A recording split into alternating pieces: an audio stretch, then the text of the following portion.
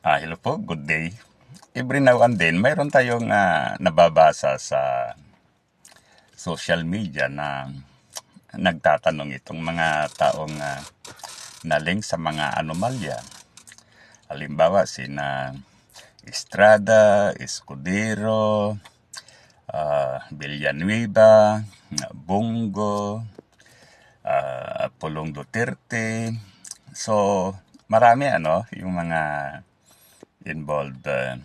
Hindi lang yan sa panig ng mga Duterte, kundi pati sa panig ng mga administration na naling sa mga anomalya. Ngayon, ang tinatanong nila ay, payag ba kayong kami ay makulong? Okay. Para sa akin, personal opinion lang, dapat hindi na yung itanong. Dahil ang makakasagot yan ay ang batas. Yan. Batas ang dapat sasagot sa tanong ninyo. Ang ibig kong sabihin, alimbawa talagang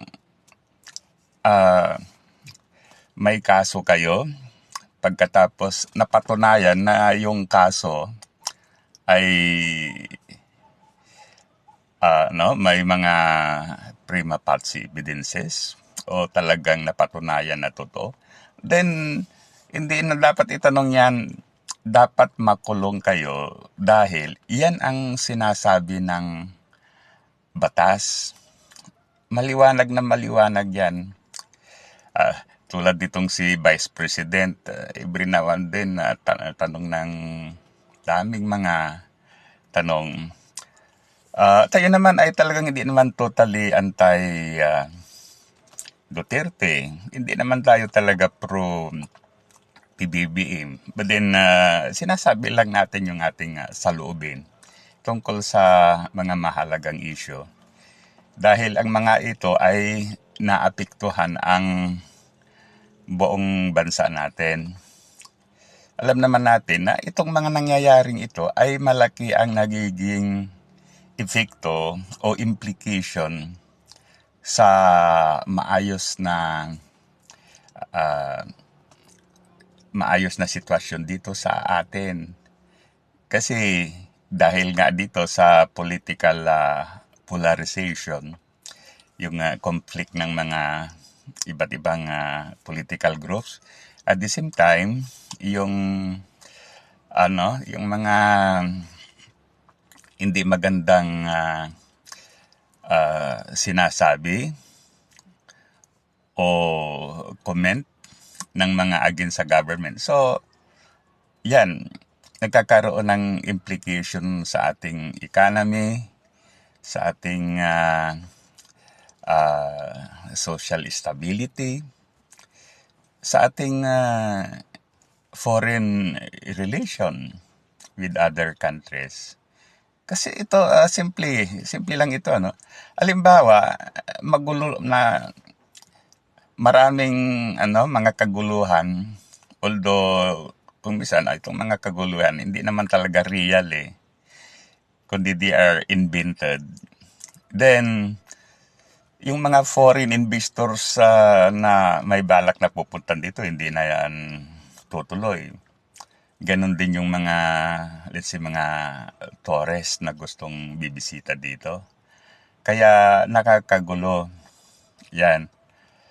Kaya para manahimik tayo with regards dito sa mga kaso-kaso, ang maganda dyan, hayaan na lang natin ang batas na magre-resolba sa mga ito. Okay. Hindi natin daanin sa sa social media, sa mga black propaganda, sa mga chismis, etc. Okay, ganyan. Nalulungkot ako na talagang marami pa rin ang Pilipino na talagang limited yung kanilang let's say, sabihin natin na kaalaman with regard sa mga nangyayari. talagang may mga one-sided talaga na Pilipino. Dapat sa ating mga kapwa Pilipino, wag tayong one-sided. Tignan natin ang the whole picture.